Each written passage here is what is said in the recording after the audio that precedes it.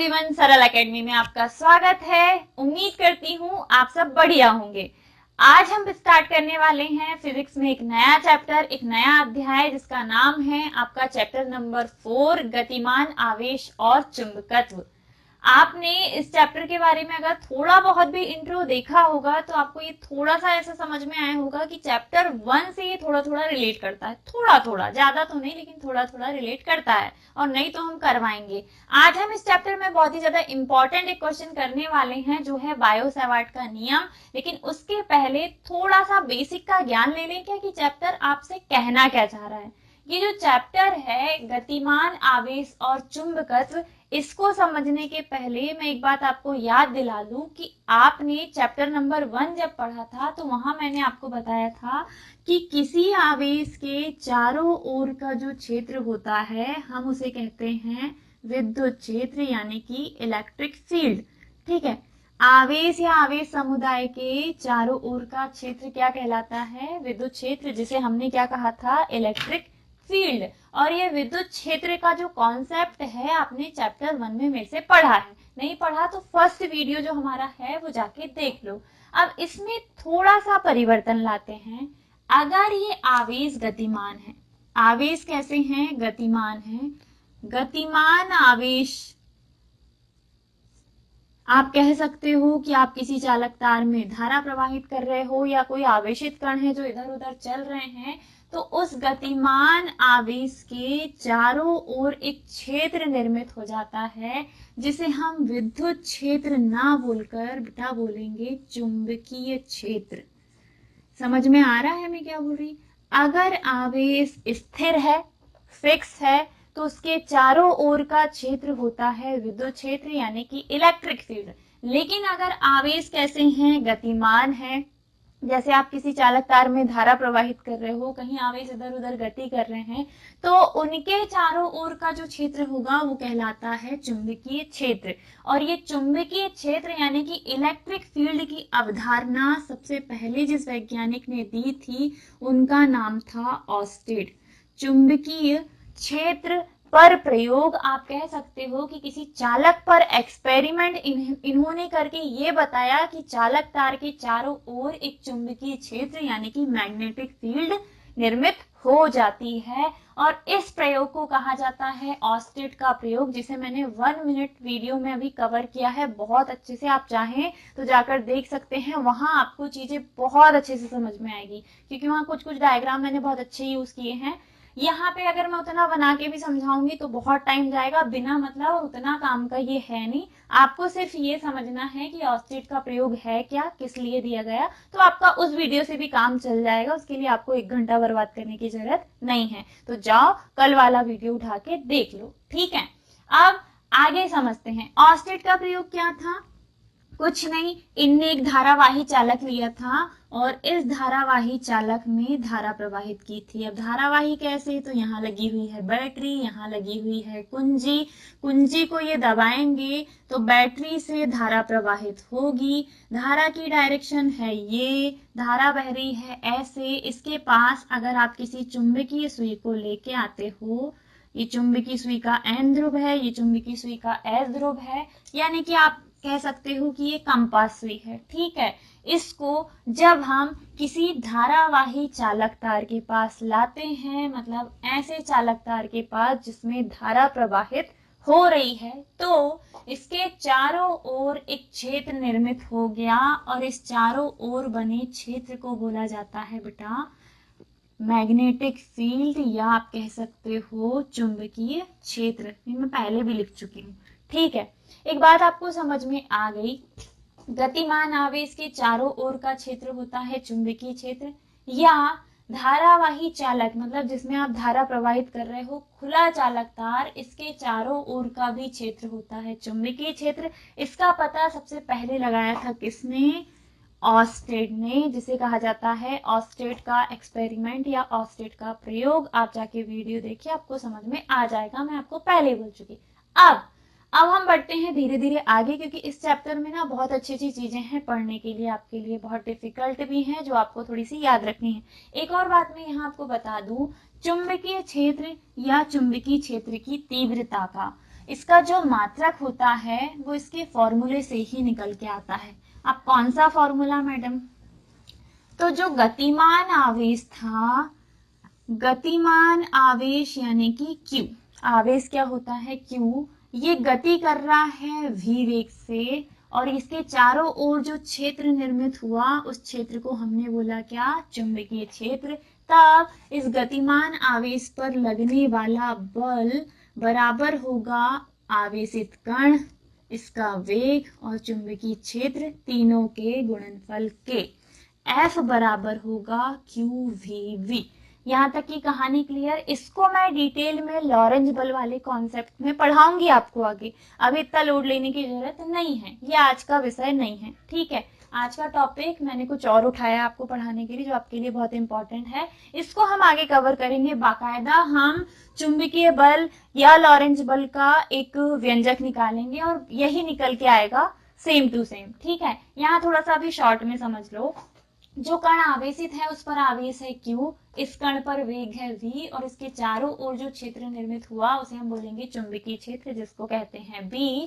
तब इस कण पर लगने वाला बल होता है F बराबर QV के, ठीक है, बराबर होता है QV के। इससे हमें निकालना है चुंबकीय क्षेत्र का सूत्र। तो Q और V का हम कर देंगे पक्षांतर, जो कि बटे में आएगा F के बटे में आ गया QV बराबर होगा किसके? B के, या आप कह सकते हो B बराबर है F upon Q into V। अब F का मात्रक क्या होता है मैडम? तो F का मात्रक होता है बेटा न्यूटन, बीच में लगा हुआ है बटे, कण आवेशित है तो आवेश का मात्रक क्या होता है? कूलाम, बीच में लगा हुआ है इनटू, और वेग का मात्रक होता है मीटर प्रति सेकंड। आप कह सकते हो कि न्यूटन प्रति कूलाम इंटू मीटर प्रति सेकंड इसका मात्रक होगा चुंबकीय क्षेत्र का। या करके आप निकाल सकते हैं एक और चीज, क्या निकालेंगे? तो इसका एक और मात्रक होता है चुंबकीय क्षेत्र का न्यूटन प्रति एम्पियर इंटू मीटर। और ये सारे के सारे जो हैं ये हैं बेटा इसके, यहां से लिखेंगे SI मात्रक। थोड़ा सा धीरे बताती हूँ अब मैंने ये बोला, इसके पहले मैंने आपको सिर्फ चैप्टर का कॉन्सेप्ट बताया कि चैप्टर किस पर बेस्ड है। आगे मैंने आपको थोड़ी सी ब्रीफिंग दी किसकी? ऑस्टेट के प्रयोग की। अब मैं आपको बता रही हूँ कि जो चुंबकीय क्षेत्र है इसका मात्रक क्या होगा SI पद्धति में और CGS पद्धति में। तो सबसे पहले हम बात करते हैं किसकी? SI पद्धति की। हमने माना कि जो कण आवेशित है उस पर आवेश है Q, वेग है उसका V और चुंबकीय क्षेत्र है V। तो इस कण पर जो बाहरी तौर पर लगने वाला बल होगा वो इन तीनों के गुणनफल के बराबर होता है, यानी कि F बराबर होता है QV तीनों का मल्टीप्लाई। अगर B का मान चाहिए तो QV का हमने किए थे पक्षांतर, तो B बराबर आ गया F के बटे में QV। अब इसी से हमने इसका मात्रक निकाला, बल का मात्रक न्यूटन, आवेश का कूलाम, बीच में लगा हुआ है इनटू और वेग का मीटर प्रति सेकंड। या आप लिख सकते हो या करके इसका एक और ऐसा ही मात्रक होता है न्यूटन प्रति एम्पियर। कूलाम प्रति सेकंड का मात्रक क्या हो सकता है? सॉरी, शॉर्ट में क्या लिख सकते हैं? एम्पियर। धारा के फॉर्मूले से ये निकाल सकते हो आप। इनटू में क्या रहेगा? मीटर। एक और मात्रक इसका हम निकालते हैं, या ऐसा ही मात्रक होता है इसका एक और, जिसे कहा जाता है टेस्ला। ये तीनों हैं बेटा ऐसा ही मात्रक। लेकिन जब आप CGS मात्रक की बात करेंगे, किसकी? चुंबकीय क्षेत्र या चुंबकीय क्षेत्र की तीव्रता, दोनों के सेम आएंगे, ठीक है। CGS मात्रक की बात करोगे तो CGS मात्रक होता है या तो गॉस या ऑस्टेड, ठीक है। और ये आपको रटना है, याद करना है। सूत्र तो याद करना ही पड़ता है, सूत्र का कोई शॉर्टकट नहीं होता। जो निकालने वाले होते हैं वो निकाल जरूर लेते हैं हम, लेकिन वहां इतना टाइम नहीं होता कि आप निकालते बैठे, तो आपको याद करना पड़ेगा, ठीक है। ये सारे के सारे जो आपने देखे ये सारे थे किसके मात्रक? चुंबकीय क्षेत्र के। ये दोनों हैं SI मात्रक, ये भी है SI मात्रक, और गॉस और ऑस्टेड है चुंबकीय क्षेत्र का CGS मात्रक, ठीक है। यहाँ तक आपको आई होप समझ में आ गया। नया चैप्टर है, थोड़ा सा धीरे धीरे समझना, टफ है, इसीलिए मैंने पहले इसको उठाया। मैं सोच रही हूँ एग्जाम तक फटाफट फटाफट फटाफट आपको जो इम्पोर्टेंट चैप्टर है पहले वो डाल दूं, उसके बाद अगले चैप्टर, जैसे इसके बाद मेन फोकस मेरा रहेगा विद्युत चुम्बकीय प्रेरण, प्रत्यावर्ती धारा, और उसके बाद हम पढ़ेंगे किरण प्रकाश की। मैं पहले बड़े बड़े चैप्टर उठाती हूँ, उसके बाद फिर जो बच जाएंगे उनको भी मैं कवर करवा दूंगी। तो प्लीज डरना मत कि मैडम ने फर्स्ट चैप्टर स्टार्ट किया फिर एकदम से फोर्थ स्टार्ट कर दिया, ऐसा कुछ नहीं है बेटा। मैं सोच रही हूँ थोड़ा सा पहले आपके अकॉर्डिंग पढ़ाऊं, जो आपको समझ में नहीं आया है, जो अभी स्कूलों में नहीं पढ़ाया गया, पहले वहां से उठाती हूँ, है ना। तो यहाँ तक आपको समझ में आ गया। अब हम करने वाले हैं आज का मोस्ट इम्पॉर्टेंट क्वेश्चन, और जिसका शायद आपको बेसब्री से इंतजार रहा होगा। हालांकि मैं इसको शॉर्ट में कवर करवा चुकी, लेकिन आज अच्छे से डिटेल में समझेंगे, जो कि है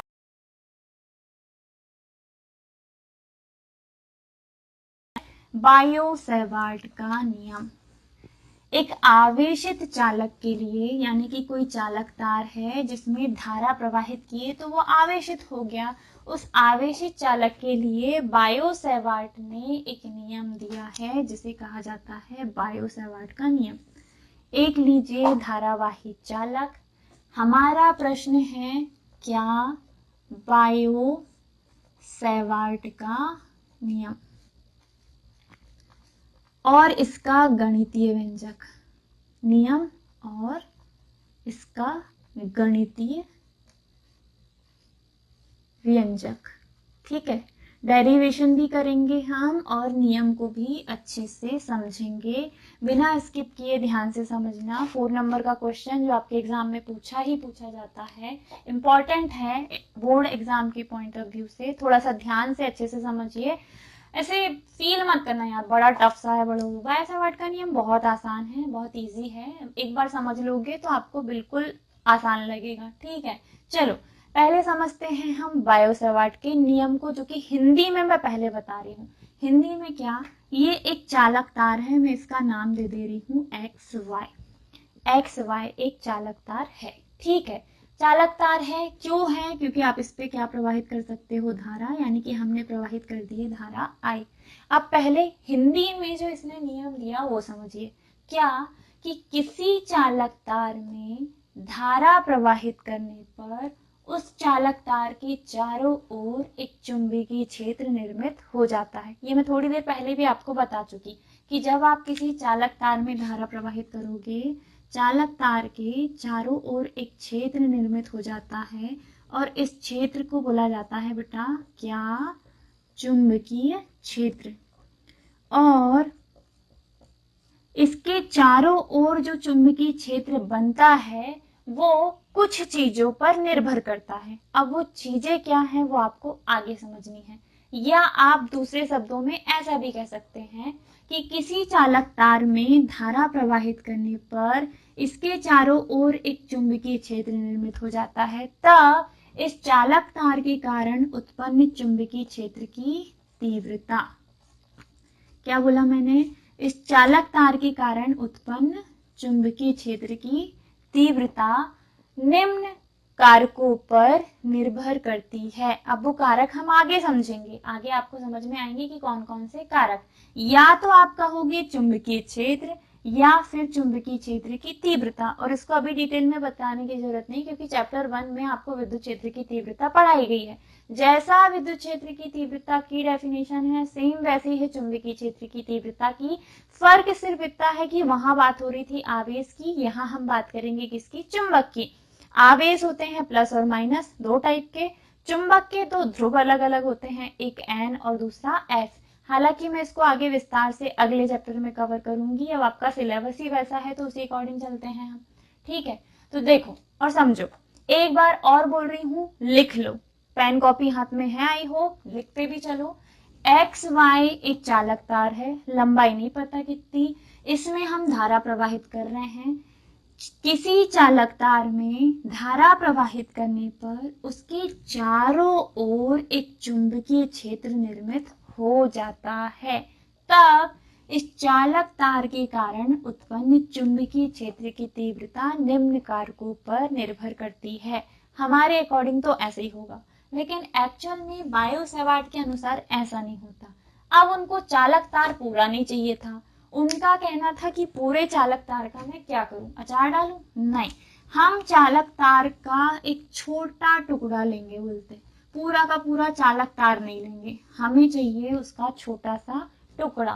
तार इनके पास ऑलरेडी है, लेकिन अब ये इस चालक तार का छोटा टुकड़ा लेते हैं इस नियम के लिए, और इस छोटे टुकड़े को कहा जाता है बेटा अल्पांश, और इस अल्पांश का हम नाम दे देते हैं स्मॉल ए बी।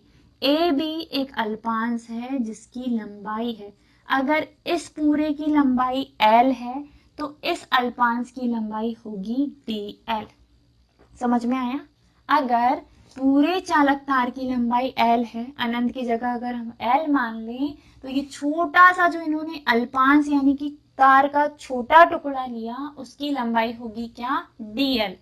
आगे इसके चारों ओर चुंबकीय क्षेत्र निर्मित हुआ, तो ये मानते हैं कि अल्पांश से कुछ दूरी पर, तो कितनी दूरी पर, r दूरी पर, स्मॉल r दूरी पर एक अन्य बिंदु है P, और यहीं पर हमें चुंबकीय क्षेत्र या चुंबकीय क्षेत्र की तीव्रता ज्ञात करनी है, जिसे इन्होंने अपने एक्सपेरिमेंट में dv से रिप्रेजेंट किया था।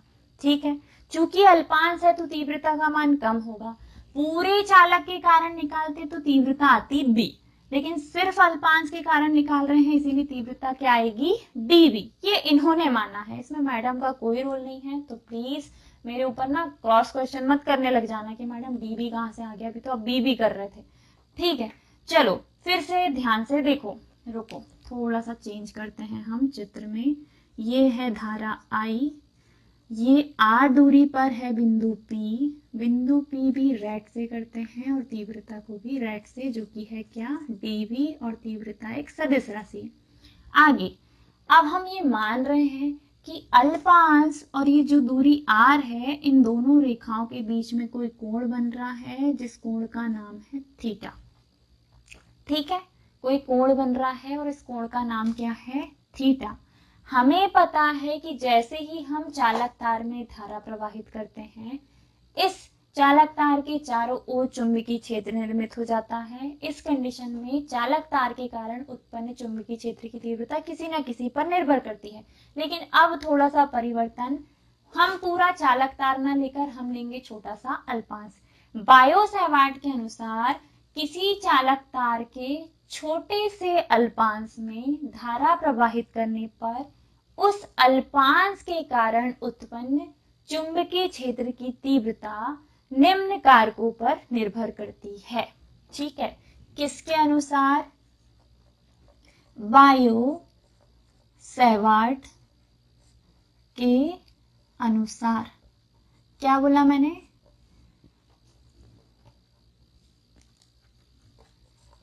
किसी चालक तार में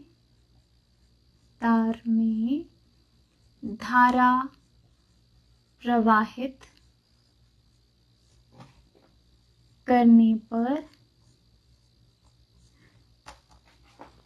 उसके अल्पांश का नाम क्या है, AB, के कारण उत्पन्न क्या, चुंबकीय क्षेत्र की तीव्रता, चुंबकीय क्षेत्र की तीव्रता निम्न कारकों पर निर्भर करती है। अब ये कारक कौन कौन से हैं, तो अब वे लिखने हैं हमें, निर्भर करती है। पहला पॉइंट फर्स्ट, ठीक है, पहली बार में आप ये बताओगे कि तीव्रता किस किस पर निर्भर करती है। तो पहला पॉइंट, चुंबकीय क्षेत्र की तीव्रता प्रवाहित होने वाली धारा I के समानुपाती होती है। क्या बोला है इन्होंने, ये मेरा नहीं है बेटा, ये बायो सेवार्ट का कहना है कि चुंबकीय क्षेत्र की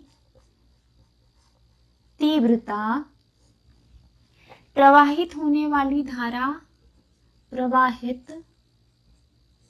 धारा I के समानुपाती होती है, समानुपाती होती है।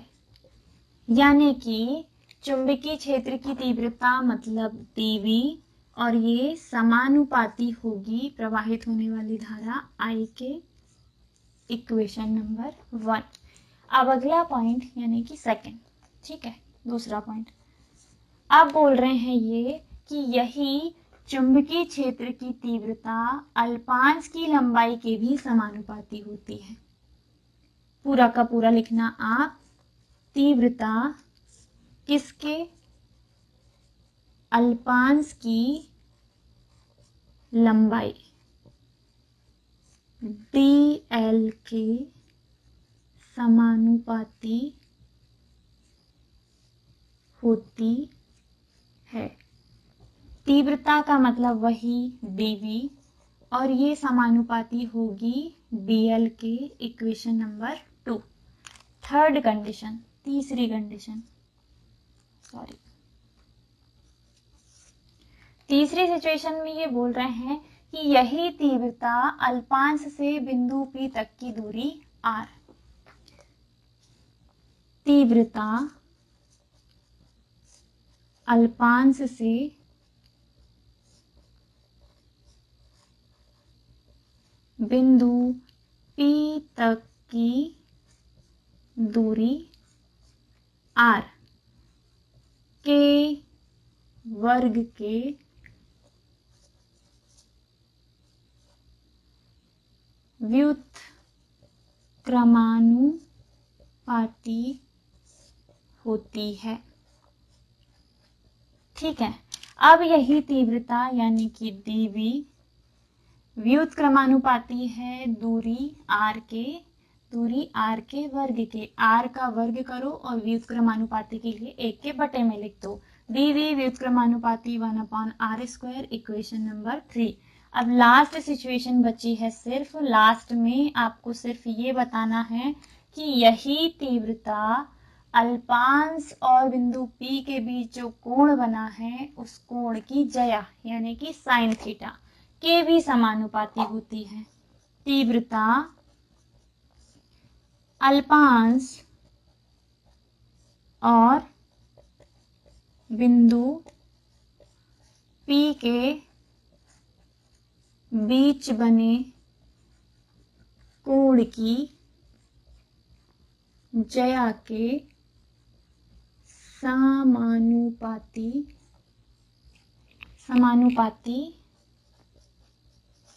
होती है। ठीक है, मतलब अब क्या आएगा, dV समानुपाती थीटा की ज्या होगी बेटा साइन थीटा यानी कि साइन थीटा, समीकरण नंबर 4। देखो एक बार फिर से समझो, बायो-सावर्ट के अनुसार किसी धारावाही चालक का जो अल्पांश है उसके कारण उत्पन्न चुंबकीय क्षेत्र की तीव्रता निम्न 4 कारकों पर निर्भर करती है। पहला, ये तीव्रता प्रवाहित होने वाली धारा I के समानुपाती होती है, समीकरण 1। यही तीव्रता अल्पांश की लंबाई dl के भी समानुपाती होती है, इक्वेशन नंबर 2। यही तीव्रता अल्पांश और बिंदु P के बीच की जो दूरी है r, उस r के वर्ग के व्युत्क्रमानुपाती होती है। ये व्युत्क्रमानुपाती का निशान क्योंकि 1 के अपॉन में आ गया। आगे यही तीव्रता अल्पांश और दूरी r या फिर बिंदु P, इन दोनों के बीच जो कोण बना है थीटा, उस थीटा की ज्या यानी कि साइन थीटा की भी समानुपाती होती है। आई होप यहाँ तक आपको समझ में आ गया। अब हमें क्या करना है, अब कुछ नहीं करना बेटा, 1 2 3 4 चारों इक्वेशन में देखो एक चीज आपको इंटरेस्टिंग दिख रही होगी। क्या, एक काम कर सकते हैं हम, थोड़ा सा स्पेस बनाते हैं यहाँ पे, y को करते हैं थोड़ा ऊपर, ये आ गया y, सॉरी हाँ ये आ गया y, और यहाँ से हटाओ समानुपाती को, ये स्पेस हो गया हमारा खाली। ठीक है, ज्या के समानुपाती होती है, रुको, के समानुपाती होती है। जल्दी जल्दी सपोर्ट करो यार, डिजिटल वोट खरीदना है मुझे। मेरे को ये बार बार लिखने में बड़ा गुस्सा आता है। मिटाते रहो, लिखते रहो। ठीक है, कोई नहीं, कर सकते हैं आपके लिए। इक्वेशन नंबर 4, 1 2 3 4, चारों में एक चीज कॉमन दिख रही है कि चारों में लेफ्ट साइड में क्या है, तीव्रता। तो समीकरण 1 2 3 4 को हम क्या कर सकते हैं, संयुक्त। लिखिए बाकायदा किससे, समीकरण 1 2 3 व 4 से। समीकरण 1 2 3 4 से हम क्या करेंगे, इधर है बेटा dB, समानुपाती है किसके, I के, समानुपाती है किसके, dl के, समानुपाती है किसके, साइन थीटा के, और व्युत्क्रमानुपाती है किसके, r स्क्वायर के, मतलब बटे में आ जाएगा r स्क्वायर। समानुपाती का निशान हटाने पर बराबर में आता है नियतांक। क्या आता है, नियतांक। और इधर क्या है, आई डी एल, सब इंटू में है, कोई दिक्कत नहीं। I D L sine theta के बटे में क्या आ जाएगा, आर स्क्वायर। जब हम नियतांक यहाँ लगाते हैं तो वो नियतांक आता है चुंबकीय क्षेत्र की तीव्रता के लिए म्यू नॉट अपॉन 4 पाई। डेरिवेशन आगे है I D L sine theta, और इसके बटे में है क्या, आर स्क्वायर। और इसका मात्रक होता है लंबा चौड़ा, अभी तुमको पढ़ाया है, न्यूटन प्रति एम्पियर इंटू मीटर, न्यूटन प्रति एम्पियर इंटू मीटर, या टेस्ला। ऐसा पद्धति में इसके 2 मात्रक हैं। और ये जो डेरिवेशन आया है यही है बायो-सेवार्ट के नियम का गणितीय व्यंजक। This is the formula of Biot Savart rule. ठीक है, आ गया ना, गणितीय व्यंजक आ गया, हो गए खुश? अरे नहीं हुए, कमेंट करके बताओ थोड़ी थोड़ी खुशी हुई कि नहीं, कि आपको समझ में आ गया। आई होप मैडम ने इतना धीरे धीरे समझाया है, चुप चुप गाड़ी रुक रुक के, है ना, तो समझ में आया होगा। और अभी भी नहीं आया तो कोई बात नहीं, वीडियो को एक बार पूरा रिपीट करके देख लेना। आज से हमारा जो नया चैप्टर स्टार्ट हुआ है वो है क्या, गतिमान आवेश और चुंबकत्व। आई थिंक आपको समझ में आ गया। फिर भी मैं एक बार एक्सप्लेन कर देती हूँ। समीकरण 1 2 3 4 जो आए थे वो तीनों चारों तीव्रता के सूत्र थे, चारों को हमने रख दिया। इधर I D L sine theta, और बटे में क्या आएगा, आर स्क्वायर। समानुपाती का निशान कभी भी हटाते हैं तो बराबर में आता है नियतांक। चाहो तो ये एक सदिश राशि है, आप इस पर वेक्टर लगा सकते हो, चुंबकीय क्षेत्र हो या तीव्रता, दोनों ही सदिश राशि है, आप इस पर वेक्टर लगा सकते हैं बाकायदा। और नहीं तो कोई बात नहीं, एग्जामिनर इतना भी रूड नहीं है कि आपके एक वेक्टर पे आपके नंबर काट दे, बट लगाओगे तो अच्छा लगता है। ठीक है, चलो आगे एक और बात।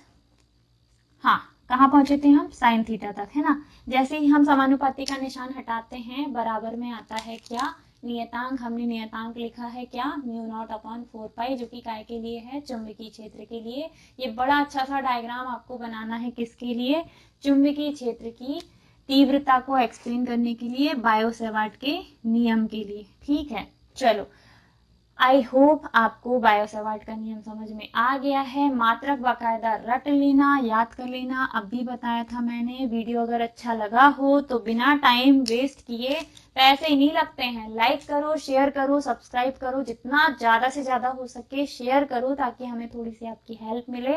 आप लोग मोटिवेट करोगे तो हम दुगनी स्पीड से और जल्दी जल्दी वीडियो आपके लिए लाएंगे।